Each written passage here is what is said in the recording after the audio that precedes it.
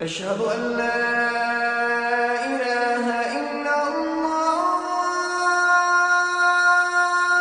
الحمد لله رب العالمين والصلاة والسلام على سيد الأنبياء والمرسلين وعلى آله وصحبه ومن استنى بسنته إلى يوم الدين. اللهم اجعلنا منهم ومن الذين آمنوا وعملوا الصالحات وتواصوا بالحق وتواصوا بالصبر آمين يا رب العالمين. أما بعد فأعوذ بالله من الشيطان الرجيم. يا أيها النبي إنا أرسلناك شاهدا ومبشرا ونذيرا وداعيا إلى الله بإذنه وسراجا منيرا. رب اشرح لي صدري ويسر لي أمري واحلل عقدة من لساني يفقه قولي آمين يا رب العالمين. আজকে আমি আপনাদের সাথে আমাদের প্রিয় নবী সাল্লাল্লাহু আলাইহি সাল্লাম সম্পর্কে কিছু কথা এবং আমাদের সাথে তার সম্পর্কের স্বরূপ কেমন হওয়া উচিত তার উপরে আলোকপাত করতে চাই।